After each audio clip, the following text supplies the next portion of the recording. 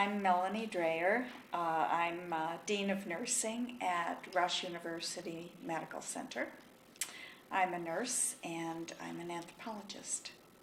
I think the medicinal properties of cannabis are just beginning to be explored systematically, but cannabis has existed as medicine for centuries. And my first exposure to cannabis as medicine was working in Jamaica, and where it's known as the king of herbs. One of the consistent ingredients in most of the preparations that they gave to their patients was cannabis. And subsequent to that, my major professor at Columbia University was funded to do, by National Institute on Drug Abuse, was funded to do a regular study of cannabis in Jamaica, marijuana in Jamaica, mainly in response to all the research that was going on looking at the immediate effects of marijuana. This is in the late 60s, early 70s, and people were concerned about the acute effects. What happens when you smoke? Does it affect your driving or your thinking or your coordination or whatever?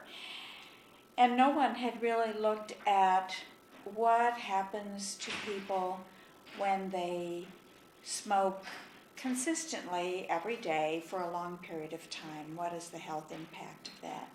So he was funded to do that. I was a graduate student, and he said, "You had such a great summer in Jamaica last year working on this other project. Would you come and be the main ethnographer for this part of the project?" I've been involved in several projects. That project, which was perhaps the most famous project coming out of Jamaica, is a study of working class men in Jamaica, 30 of whom were chronic users. That means smoked at least 1 or 2 spliffs every day, usually more than that, for the past 10 years. And they were matched with men from the same socioeconomic status and same age, and who didn't smoke at all. And then we compared them to every possible medical variable there is.